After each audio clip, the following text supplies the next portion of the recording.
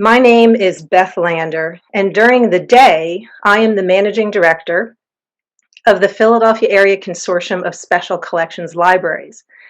By night, I am the person who got Jonathan Lander, who never reads fiction, hooked on all things, all souls. In this talk, I will be sharing with you some of my ideas around fear and control, how both were used to drive gender conflict during the European witch hunts of the 16th and 17th centuries, and how fear and control defined Diana Bishop as a woman and as a witch. I want to begin in the spring of 1483. Edward IV has died, leaving his widow, Elizabeth Woodville, attempting to secure the throne for her young son, Edward V.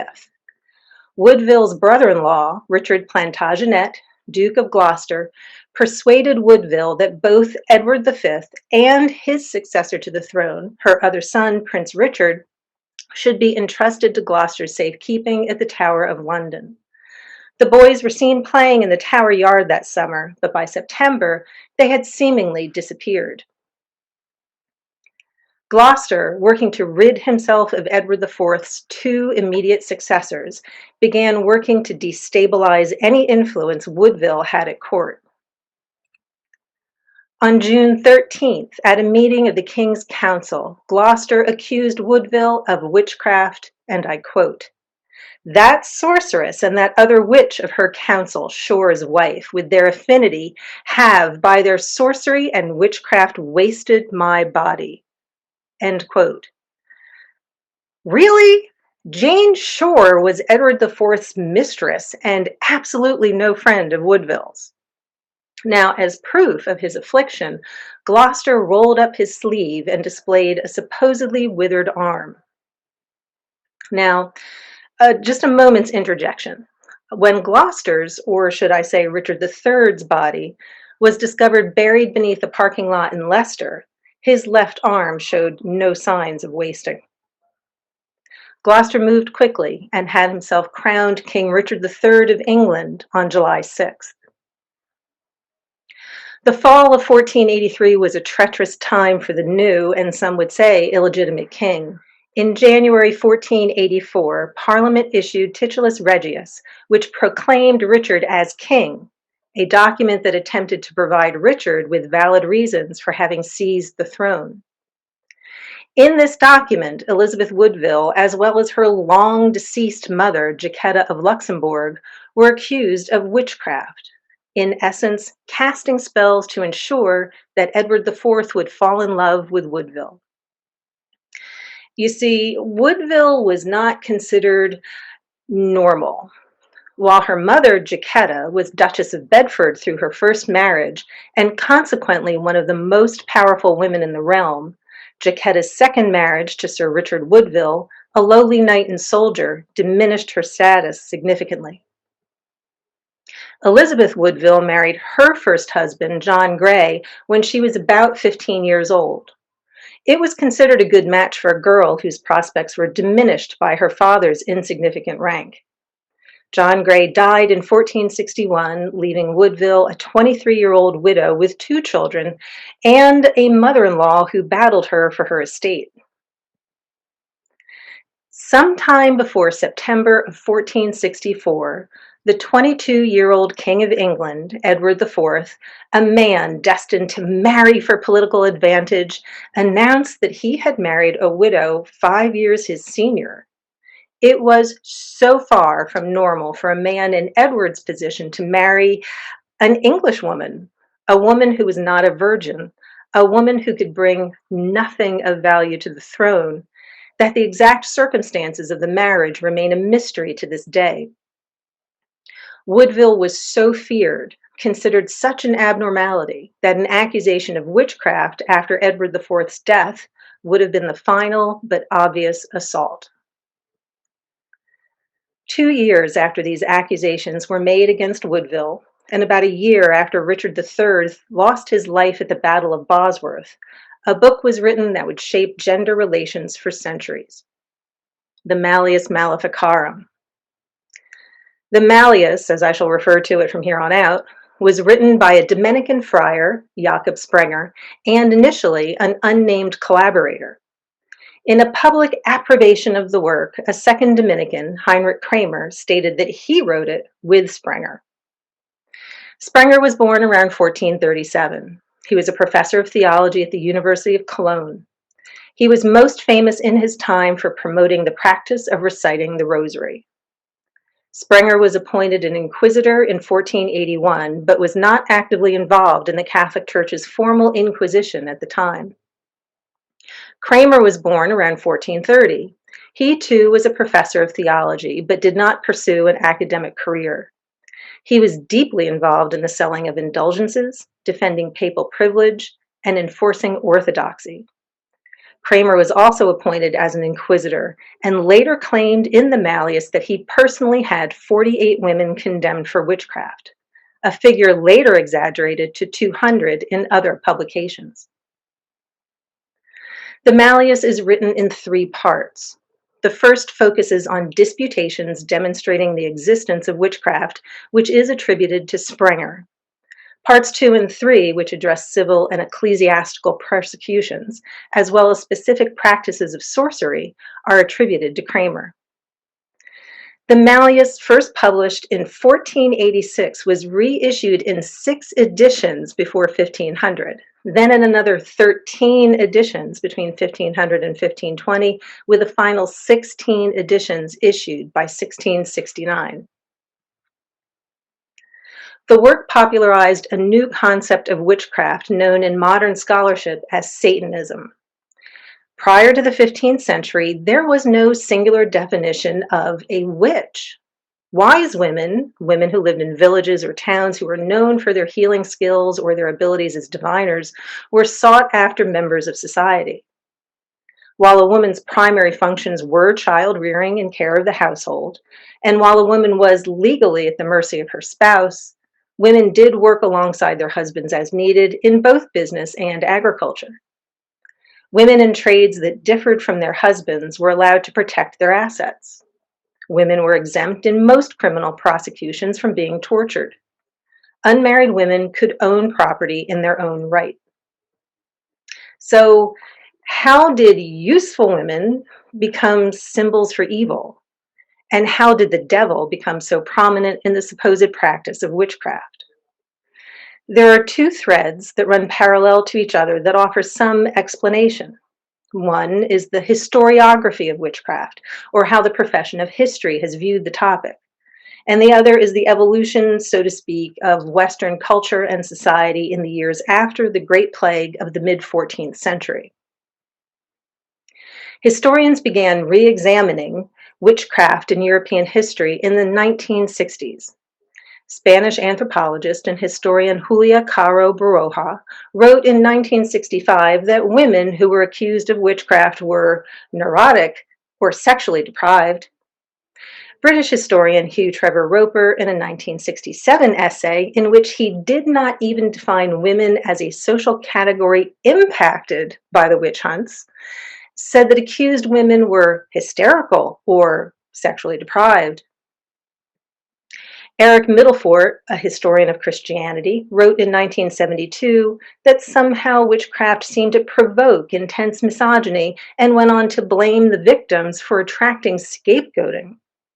But by 1981, Middlefort recognized that witch hunts were founded on a burst of misogyny without parallel in Western history. Anne Llewellyn Barstow's book, Witch Craze, A New History of the European Witch Hunts, which was published in 1994, marked a shift in consideration of witchcraft in the West. Barstow's book centers gender as a causative agent and the spike of accusations and trials that occurred within the decades following the publication of the Malleus.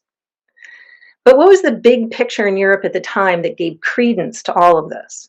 What happened to shift women from being seen as useful to being suspect? Let's summarize a lot of history really fast. There was the bubonic plague that decimated Europe from 1347 to 1352 and beyond. It is estimated that between 30 to 60% of Europe's population died from plague. The social system of feudalism crumbled. Too many serfs who worked land owned by nobles for the benefit of the monarch died. Crops went unplanted and unharvested. Labor became a rare and expensive asset. Previously poor people began to make enough money to have a surplus. The remaining elite grew concerned at the inroads made by people previously considered as little more than slaves. The elite began to change styles of dress, invest in education in the newly established universities, and create new social structures to separate themselves from the nouveau riche. Parallel to this was the challenge made against figures of what had been impenetrable authority, physicians and priests. Religious and medical texts began to be written in vernacular languages, opening knowledge up to new groups of people. The plague also left women having greater control of property. With so many husbands and sons dead of the plague, property could only be transferred to the hands of surviving wives and mothers. Control of property became a key point in later witch trials. Now, Western Europe at its core at this time was a patriarchal society. The various impacts of the plague didn't change that. If anything, the long-term reaction to those impacts solidified Western patriarchy. The result of this solidification was the subtle acknowledgement that underlies the Malleus. Women who lived outside the movable target of normalcy created fear, and fear gave the church, governments, and men the right to exert their control. The Malleus added justification for controlling women, and this justification had its own foundation in the elite that reformed itself in the 150 years after the bubonic plague. In this period of time, the framing of women changed, shifting perspective from women being useful to some women being seen as uneducated or simple. Poor women were a burden, greedy, graspy things. Single women were sexually available. Older women, sexually experienced, were lustful creatures. Women with wealth in their own name, empowered by the nascent capitalism that developed post-plague, were a threat. And midwives seemed to be able to control both life and death. One thing to bear in mind is that the idea of opposite sexes did not exist at this time. Men were the model of humanity. Normal humans were male. Women were a weak and imperfect deviation from this norm. Anything a woman did that brought attention to her supposed deviation engendered fear, and fear gave cause for control. John Goodare, in his 2016 book, The European Witch Hunt, states that the significant witch hunting that peaked about 80 years after the first publication of the Malleus was dependent on an essential identification of the witch. And that identification was dependent on the acceptance of external influence, the devil, with a conspiracy, a contractual agreement between witch and devil publicly acknowledged at the Sabbath, which sounds remarkably like me to be a business deal, doesn't it? It's kind of weird.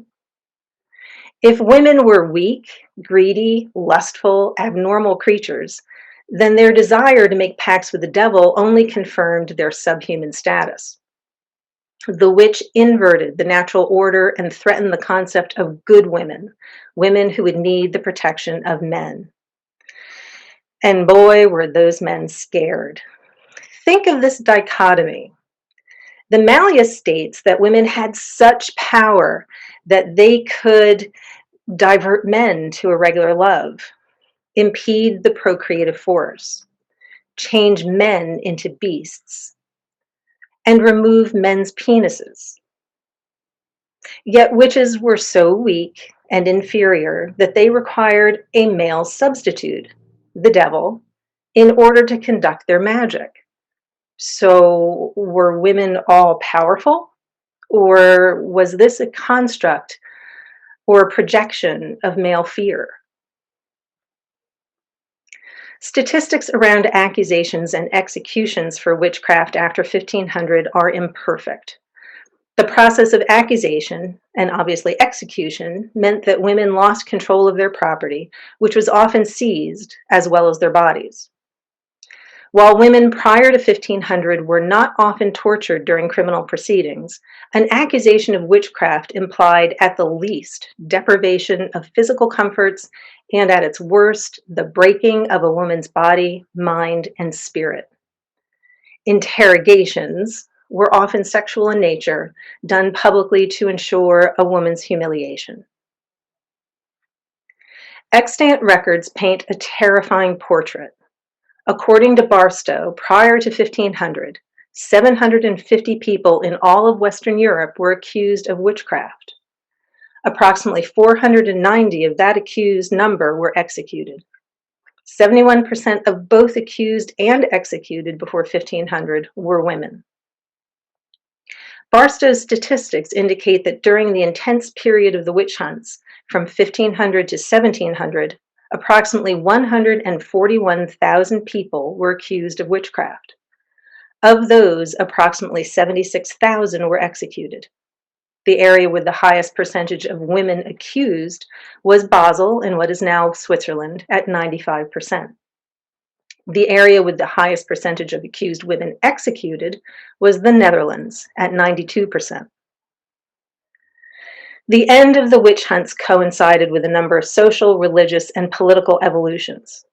Judicial proceedings changed as governing entities evolved. The scientific revolution upended centuries of what had been considered accepted truth.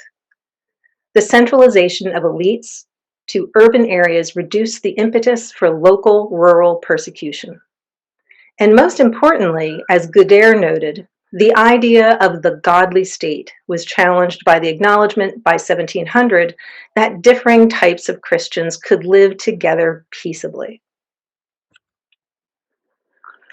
Like most of you, I've read All Souls trilogy multiple times. The first time was strictly for entertainment.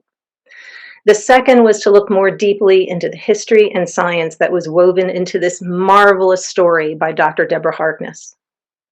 The third time was for this presentation, and I have to admit on this reading, I got angry. Don't get mad at me, but I got angry at Diana for being such a ninny in the first volume. Again, don't get angry at me. I got angry at Matthew for being such a man. And I got angry at the discrimination that lies beneath this story. Then I came to the realization that I was angry because Dr. Harkness had written a parallel story of witch hunts through the narrative of Diana Bishop. Diana is a metaphor for the overall suffering of women during the European witch hunts. The first volume in particular is nothing more than a witch hunt, one that at least offers the possibility of a happy ending. The alchemical union that is the eventual happy ending in the Book of Life was, in the reality of Western Europe, a disunion fostered by fear and the desire to control. Diana was born into a world of magical interventions and a world of fear. Her parents, Rebecca Bishop and Stephen Proctor, had sight of her future and, fearful of what might happen to her, bound her abilities. Diana, knowing full well that humans would not accept the reality of witches, did her best to hide herself, wanting only, and I quote her words, the kind of life that humans enjoy, one that doesn't involve the fear of being discovered.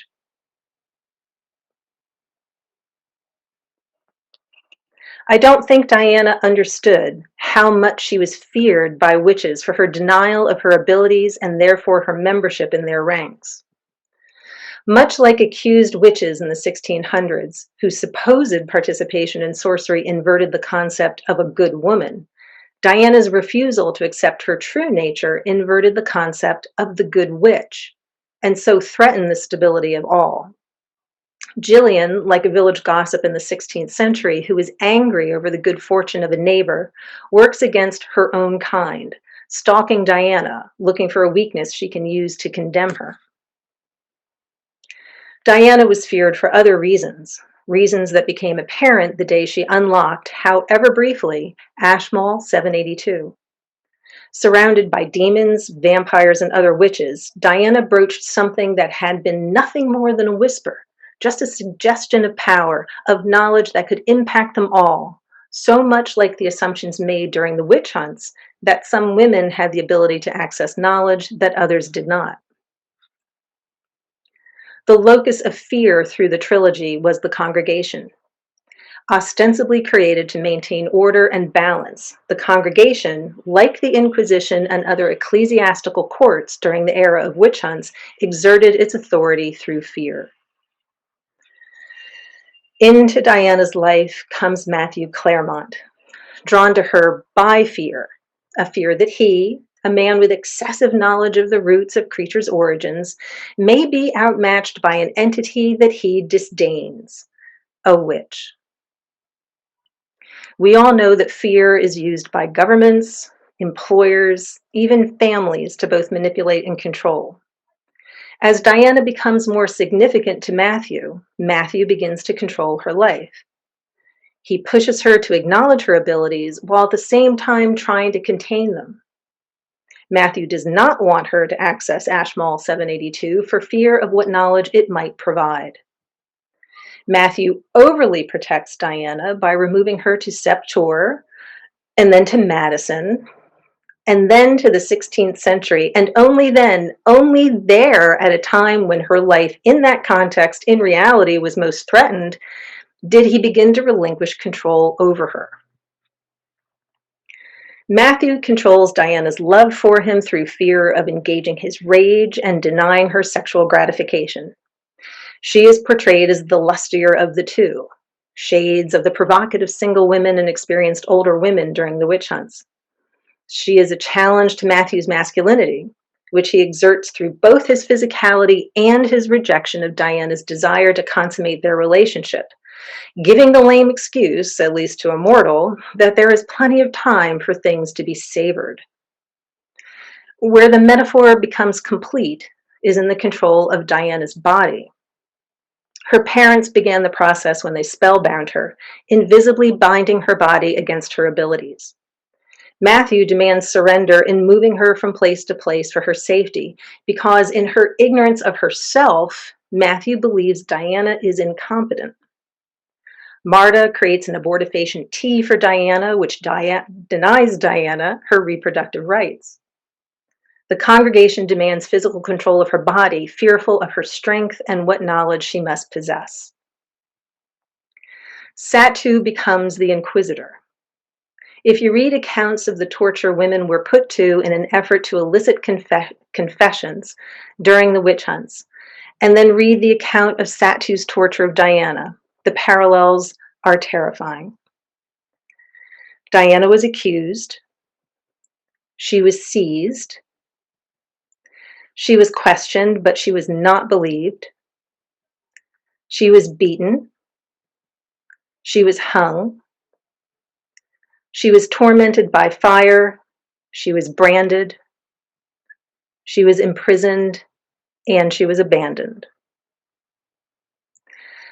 Unlike 76,000 women, Diana survived. Harkness inverts history and allows Diana Bishop the chance that so many women hundreds of years ago, as well as today, do not get: the ability for self-realization. While much of my talk is focused on the fear that surrounded Diana, the key element to Diana's survival, to her becoming a whole person, was that she had to relinquish her own fears. Diana had to learn to accept her true nature. She had to learn to accept her power and wield it effectively. And she had to learn to exert herself as an individual and risk the loss of love in doing so. The journey that Diana took to her enlightenment involved self-reflection, education, and a willingness to accept new knowledge, to such an extent that she became one with a book, the Book of Life. Western Europe faced a similar path to the Enlightenment, that period of time from 1685 to 1815 that marked a radical reorientation in politics, philosophy, and science in the West. As I noted earlier, challenged by new knowledge, by new means of production, by the weariness created by decades of religious-based conflict, by changes in the structure of courts and the church, Western Europe reached a point where it realized that cohabitation by people with differing perspectives was actually possible. The West reached a point where people were less fearful, and without fear, there was less need to exert control. Enlightenment, personal or otherwise, is the key to diminishing one's fears.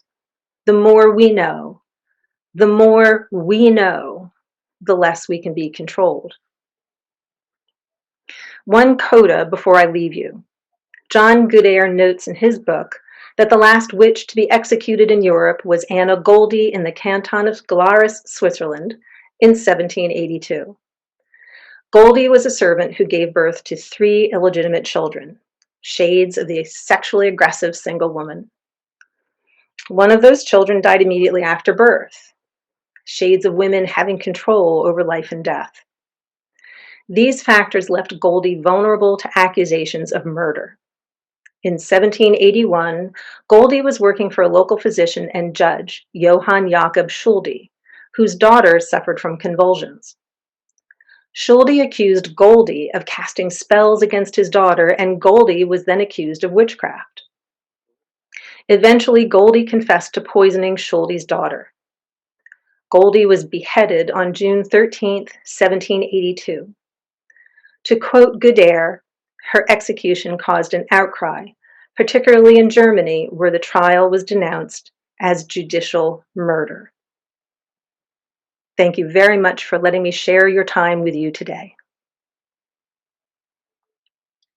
Thank you so much, Beth. We've got a couple of questions for you, if you wouldn't mind.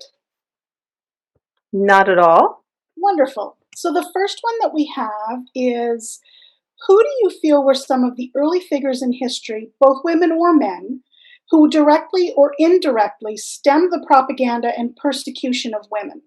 And how did they do that?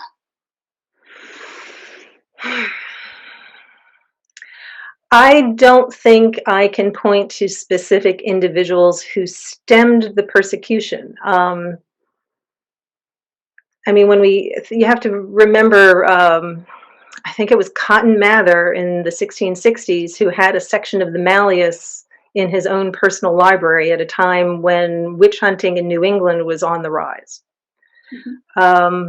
I think it was more the changes brought around by the Enlightenment. I think it was societal and economic and religious changes that occurred that really made a difference in how people perceived of each other. If you look in New England with the witch hunts, the Salem witch hunts, which I'm not going to go into in too much detail because I don't have the details at hand, you have a group of people who were living in what was a wilderness that we here in the United States can't perceive existed. I mean, the wilderness on the eastern seaboard was dense and thick and dark and scary, and separated from what you might call other enlightened areas, whether they're in Europe or in other parts of what is now the United States, separated from more urban areas of the colonies at that time. They were left to their own imaginations and their own personal conflicts and their own interpersonal conflicts. So I think once you have that evolution of exposure to different ideas and how people do things differently, and more importantly, an acceptance of some diversity. And I don't want to make anybody think that this was like a wild, crazy accepted, people were greatly accepted everywhere period of time. It wasn't, but it certainly was more than it was in 1500, 1550. Sorry, I can't point to specific individuals. No, that's perfully okay. I will refer back to the famous T-shirt. 1543 is the year that killed things like religion and superstition. So, okay, I'll point to Galileo and I'll point to Vesalius. I'll point to scientists whose work kind of laid the groundwork for more enlightened concepts. Beth, before we go any further, could we just ask you to stop screen sharing so that your video will take precedence? Sorry. That's okay. There we go. Perfect. All righty.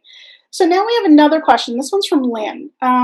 He made a very bold statement about Matthew's views on Diana's supposed weakness or perceived weakness, and using her fears to his advantage. She learned to relinquish her fears to empower herself. Do you know of, or have you read about a woman in the past who you think really inspired women to kind of take that power to really empower themselves and move forward? Oh my goodness. I think there have been many women. Um, my mom, God bless her, 86 years old, sitting out on my deck at this moment, um, who always worked when we were kids and was no nonsense and took no prisoners, kicked a lot of butt. Don't tell her I said that. Um, gosh. Oh, there are so many. And now you're making me try to pick a few. Oh, this is terrible. Um, Rosa Parks. Um,